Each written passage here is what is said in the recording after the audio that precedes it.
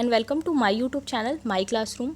आज हम क्लास 6 की हिस्ट्री का चैप्टर 3 भोजन संग्रह से उत्पादन तक करेंगे। लास्ट चैप्टर में हमने देखा था कि जो लोग थे वो लोग शिकार करके अपना खाना इकट्ठा करते थे, लेकिन ये चैप्टर नवपाषाण युग का है। इसमें हम लोग देखेंगे कि लोगों ने खेती करना और पशुपालन करना शुरू कर दिया था। Now we start. खेती और पशुपालन की शुरुआत। दुनिया की जलवायु बदलती रही, साथ ही लोग जिन वनस्पतियों और पशुओं का भोजन के रूप में इस्तेमाल करते थे वो भी बदलते रहे। लोग आखेटक खाद्य संग्राहक से कृषक तथा पशुपालकों का जीवन निर्वाह करने लगे। जैसा कि लास्ट चैप्टर में हमने देखा था कि जलवायु बदलने लगी थी और जलवायु के बदलने के साथ साथ वनस्पतियाँ भी बदली और जो लोग थे उन्होंने एक नई जीवन शैली अपनाई थी। लोगों ने शिकार करके भोजन इकट्ठा करने से अलग उन्होंने कृषि करना स्टार्ट कर दिया था, खेती करना स्टार्ट कर दिया था। इसके अलावा उन्होंने पशुओं को पालना भी शुरू कर दिया। खेती, लोगों का ध्यान कुछ बातों की ओर गया, जैसे खाने योग्य वनस्पतियां कहाँ कहाँ मिल सकती हैं, बीज कैसे अपनी डंठल से टूटकर गिरते हैं, गिरे बीजों का अंकुरण और उनसे पौधों का निकलना आदि। लोगों का ध्यान अब नई चीज़ों की ओर जाने लगा। उन्होंने वनस्पतियों को देखा कि वो कहाँ कहाँ मिल सकती हैं। इसके अलावा उन्होंने बीजों की तरफ ध्यान आकर्षित किया कि ये अपनी डंठल से कैसे टूट के गिरते हैं। उसके बाद गिरे हुए जो बीज होते हैं उसमें अंकुरण कैसे आता है, उनसे पौधे कैसे निकलते हैं। ठीक है, इसी तरह उन्होंने पौधों की देखभाल करनी शुरू कर दी होगी। चिड़ियों और जानवरों से पौधों की सुरक्षा की होगी। लोग अब पौधों की देखभाल करना भी सीख गए थे और उनकी सुरक्षा भी किया करते थे ताकि वह ठीक से बढ़ सके और उनके बीज पक सके। इस प्रकार धीरे धीरे वो कृषक बन गए होंगे और ये सारी प्रक्रिया को निभाते हुए लोग धीरे धीरे कृषक बने होंगे। पशुपालन, इसी तरह लोगों ने अपने घरों के आसपास चारा रखकर जानवरों को आकर्षित कर उन्हें पालतू बनाया होगा। सबसे पहले जिस जंगली जानवर को पालतू बनाया गया वह कुत्ते का जंगली पूर्वज था। ये एक इम्पॉर्टेंट क्वेश्चन है कि सबसे पहले किसे पालतू बनाया गया था, तो वह कुत्ते का जंगली पूर्वज था। ओके, धीरे धीरे लोग भेड़, बकरी, गाय और सुअर जैसे जानवरों को अपने घरों के नज़दीक आने को उत्साहित करने लगे। ऐसे जानवर झुंड में रहते थे और ज़्यादातर घास खाते थे। अक्सर लोग अन्य जंगली जानवरों के आक्रमण से इनकी रक्षा किया करते थे और इस तरह धीरे धीरे वो पशुपालक बन गए होंगे। लोगों ने अब पहले के मुकाबले दूसरे तरह के जानवर पालने शुरू कर दिए जो अहिंसक हुआ करते थे, इसीलिए वो लोग उन्हें अपने घर के पास आकर्षित किया करते थे चारा डाल के, और वो लोग जानवरों को अन्य जंगली जानवरों से उनकी रक्षा भी किया करते थे। इस तरह से धीरे धीरे जो लोग थे वो पशुपालक बन गए। बसने की प्रक्रिया, लोगों द्वारा पौधे उगाने और जानवरों की देखभाल करने को बसने की प्रक्रिया का नाम दिया गया। इसमें यह था कि जो लोग थे जब वो लोग पौधे उगाते थे तो उन्हें पौधों की देखभाल करने के लिए लंबे टाइम पीरियड के लिए एक ही जगह पर रहना पड़ता था। इसके अलावा वो जानवरों की देखभाल भी करते थे, इसीलिए इसके लिए भी उन्हें एक जगह पर रहना होता था। तो इस प्रक्रिया को बसने की प्रक्रिया का नाम दिया गया है। अपनाए गए यह पौधे तथा जानवर अक्सर जंगली पौधों तथा जानवरों से भिन्न होते हैं। लोग उन्हीं पौधों को चुनते हैं जिनसे बड़े दाने वाले अनाज पैदा होते हों, साथ ही जिनकी मजबूत डंठलें अनाज के पके दानों के भार को संभाल सके। लोग अब जानवरों का और पौधों का चुनाव भी करने लगे थे कि हमें कौन से पौधे उगाने हैं या फिर कौन से जानवर को पालना है। इस तरह की चीज़ें भी लोगों ने सीखनी शुरू कर दी थी। ऐसे पौधों के बीजों को संभाल कर रखा जाता है ताकि फिर से उगाने के लिए उनके गुण सुरक्षित रह सके।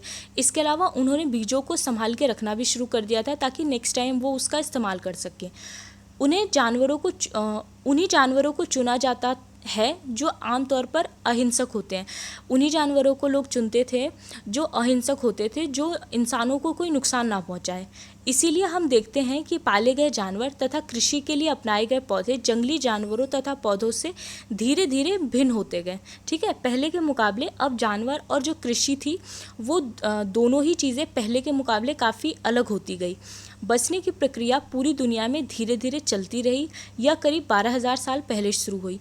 ये भी एक इम्पॉर्टेंट क्वेश्चन है कि बसने की प्रक्रिया कब शुरू हुई थी, तो बसने की प्रक्रिया 12,000 साल पहले शुरू हुई थी। एक नवीन जीवन शैली, जब लोग पौधे उगाने लगे तो उनकी देखभाल के लिए उन्हें एक ही जगह पर लंबे समय तक रहना पड़ा। बीज बोने से लेकर फलों के पकने तथा पौधों की सिंचाई करने, खरपतवार हटाने, जानवरों और चिड़ियों से उनकी सुरक्षा करने जैसे बहुत काम शामिल थे। अब लोगों की एक नई जीवन शैली आ गई।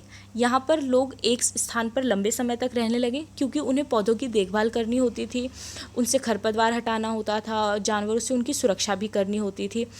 तो ये उनकी स्थायी जीवन शैली भी कही जाती है। कटाई के बाद अनाज का उपयोग बहुत संभल कर करना पड़ता था। अनाज को भोजन और बीज दोनों ही रूप में बचा कर रखना आवश्यक था। जो लोग थे अनाजों को दो रूपों में संभाल के रखते थे, एक तो अपने भोजन के रूप में कि उन्हें भोजन के रूप में ग्रहण करना है, और दूसरा बीजों के रूप में, क्योंकि जो बीज होंगे उसे वो लोग संभाल के इसलिए रखते थे ताकि नेक्स्ट टाइम उसका इस्तेमाल कर सके। इसीलिए जो अनाज थे उन्हें लोग दो अलग अलग तरह से स्टोर करना स्टार्ट करने लगे थे। इसीलिए लोगों को इसके भंडारण की बात सोचनी पड़ी, यानी इस कारण से, यानी भोजन के लिए भी और बीज के लिए भी दोनों रूपों में उन्हें रखना था। इसीलिए उन्होंने स्टोरेज की भी व्यवस्था की। जैसे कि बहुत से इलाकों में लोगों ने मिट्टी के बड़े बड़े बर्तन बनाए, टोकरियाँ बुनी या फिर ज़मीन में गड्ढा खोदा। अब लोग चीज़ों को इकट्ठा करने लगे थे, इसीलिए उन्होंने टोकरियाँ भी बुनी, मिट्टी के बर्तन भी बनाए जिसमें लोग चीज़ों को रख सकें। इसके अलावा वो लोग ज़मीन का गड्ढा खोद के भी उसमें अपने अनाज रखा करते थे। जानवर चलते फिरते खाद्य भंडार। जानवर चलता फिरता खाद्य भंडार है क्योंकि जानवर बच्चे देते हैं जिससे उनकी संख्या बढ़ती है। लोगों का एक खाद्य भंडार तो ये हुआ कि वो लोग अनाज को इकट्ठा करने लगे, लेकिन जो जानवर थे वो चलते फिरते खाद्य भंडार थे। अगर जानवर को पाल लिया जाता था तो उनसे कई तरह की चीज़ें मिलती थी। जैसे उनके बच्चे होते थे तो वो बच्चों की वजह से संख्या बढ़ती थी, तो लोगों के पास खाने की चीज़ें बढ़ जाया करती थी। जो जानवर होते थे वो दूध भी दिया करते थे, जो अपने आप में ही भोजन का एक अच्छा स्रोत है। इसके अलावा जानवरों से मांस भी मिलता है। तो दूसरे शब्दों में पशुपालन भोजन के भंडारण का एक अच्छा तरीका था। ठीक है। आरंभिक कृषक और पशुपालक। शुरुआती कृषक और पशुपालक पूरे उपमहाद्वीप में पाए गए हैं। जो स्टार्टिंग के कृषक और पशुपालक थे वो पूरे उपमहाद्वीप में मिले हैं। इनमें सबसे महत्वपूर्ण आधुनिक कश्मीर और पूर्वी तथा दक्षिण भारत में पाए गए हैं। खुदाई में मिले पौधे और पशुओं की हड्डियों के नमूने का अध्ययन करते हैं। इनमें से सबसे रोचक जले हुए अनाज के दाने के अवशेष हैं। वैज्ञानिक अनाज के दानों की पहचान कर सकते हैं। इस तरह हमें पता चलता है कि इस उपमहाद्वीप के विभिन्न भागों में बहुत सारी फसलें उगाई जाती रही होंगी। वैज्ञानिक विभिन्न जानवरों की हड्डियों की भी पहचान कर सकते हैं। जब इन सब चीज़ों की रिसर्च हुई तो उससे पता चला था कि उस टाइम पे जो लोग थे उन्होंने कई तरह की फसलों को उगाना शुरू कर दिया था। इसके अलावा बहुत सारे अलग अलग टाइप के जानवर भी पालने शुरू कर दिए थे। स्थायी जीवन की ओर। पुरातत्वविदों को कुछ पुरा स्थलों पर झोपड़ियों और घरों के निशान मिले हैं, जैसे कि बुर्ज होम जो आज का कश्मीर है के लोग गड्ढे के नीचे घर बनाते थे जिन्हें गर्तवास कहा जाता था। लोगों ने परमानेंट रहना स्टार्ट कर दिया था, इसीलिए वो लोग घर बनाते थे। तो अगर घर गड्ढे में बनते थे, मिट्टी के नीचे गड्ढे में बनते थे, तो उन्हें गर्तवास कहा जाता था।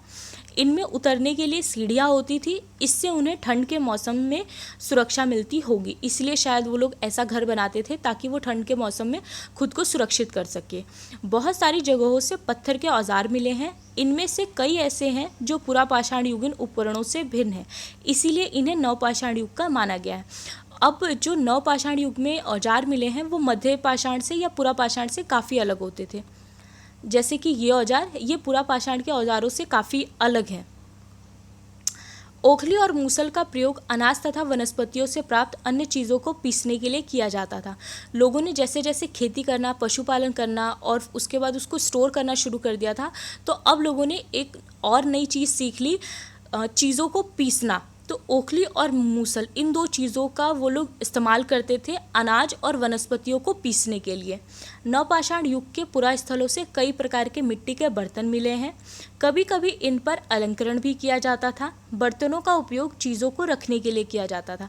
नवपाषाण युग के पुरास्थलों में मिट्टी के जो बर्तन मिले हैं उस पर अलंकरण भी है, यानी डेकोरेशन भी की गई है। तो लोग बर्तनों को सुंदर सजा सजा के भी रखा करते थे और बर्तनों का प्रयोग चीज़ों को रखने के लिए किया करते थे। इसके अलावा धीरे धीरे लोग बर्तनों का प्रयोग खाना बनाने के लिए भी करने लगे। चावल, गेहूं तथा दलहन जैसे अनाज और आहार का महत्वपूर्ण हिस्सा बन गए। चावल, गेहूं और दलहन, ये सारी चीज़ें उनके खाने का एक इम्पॉर्टेंट पार्ट बन गई। इसके साथ साथ अब लोग कपड़े भी बुनने लगे थे। इसके लिए कपास जैसे आवश्यक पौधे उगाए जा सकते थे। पहले जो लोग पौधे उगाते थे वो सिर्फ खाने की चीज़ों के ही उगाते थे, लेकिन अब लोगों ने कपड़े के लिए भी कपास को उगाना शुरू कर दिया था। अन्य रीति रिवाज, कृषक और पशुपालक समूह में रहते हैं जिन्हें जनजाति कहते हैं। जनजाति के लोग छोटी छोटी बस्तियों में रहते हैं। ज़्यादातर परिवार एक दूसरे से संबंधित होते हैं और इस तरह के परिवार के समूह मिलकर जनजाति का निर्माण करते हैं। जनजाति के सदस्य शिकार, भोजन संग्रह, खेती, पशुपालन और मछली पकड़ने जैसे पेशे अपनाते हैं।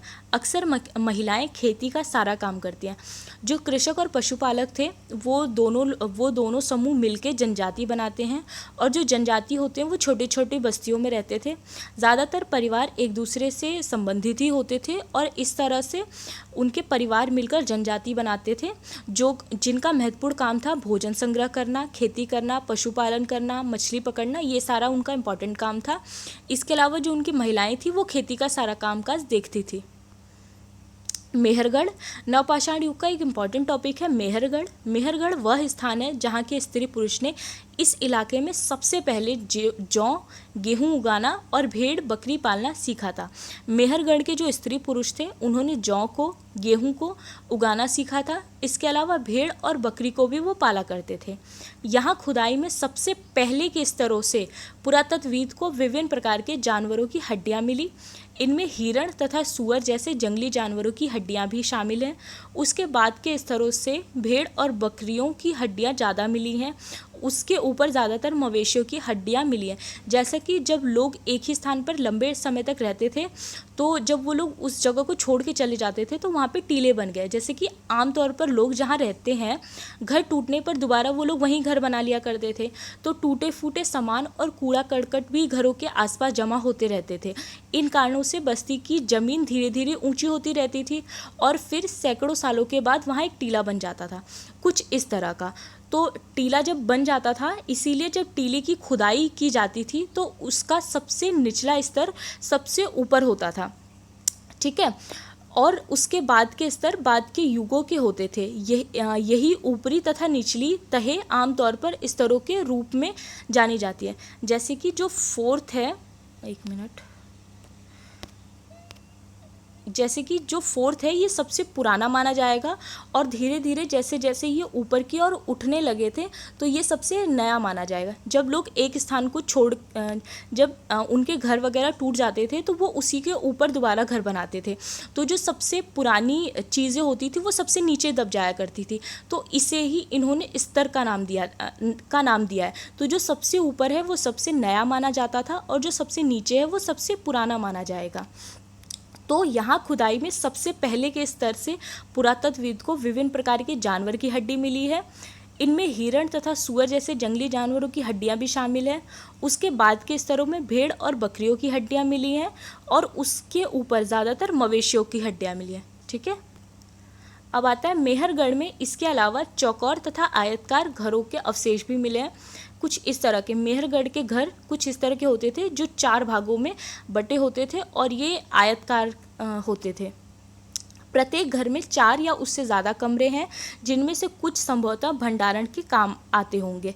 मृत्यु के बाद सामान्यतः मृतक के सगे संबंधी उसके प्रति सम्मान जताते हैं। लोगों की आस्था है कि मृत्यु के बाद भी जीवन होता है, इसलिए कब्रों से मृतकों के साथ कुछ सामान भी रखे जाते थे।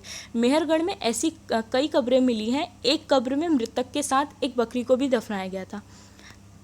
जैसे कि ये कब्र, इसमें ऐसा लोग जो थे वो जब कोई मरता था तो उनके साथ और भी चीज़ें रख दिया करते थे उनकी ज़रूरत की। उनको ऐसा लगता था कि मरने के बाद भी जीवन होता था, इसीलिए इस वाली फिगर में मृतक के साथ एक बकरी को भी दफनाया गया है, क्योंकि उन्हें लगता है कि मरने के बाद भी जीवन है तो उन्हें शायद बकरी की बाद में भी आवश्यकता हो, ठीक है। अब आता है दार्जिलिंग हैंडी। दार्जिलिंग हैंडी यह पूरा स्थल चीन और म्यांमार की ओर जाने वाले रास्ते में ब्रह्मपुत्र की घाटी की एक पहाड़ी पर है। यहाँ खरल और मूसल पत्थरों के उपकरण मिले हैं। इससे पता चलता है कि लोग भोजन के लिए अनाज उगाते हैं। ये भी एक इम्पॉर्टेंट पुरा स्थल है दार्जिलिंग हैंडी, जो चीन और म्यांमार की ओर जाने वाले रास्ते ब्रह्मपुत्र की घाटी की एक पहाड़ी पर है और यहाँ पर खरल और मूसल जैसे पत्थर मिले हैं।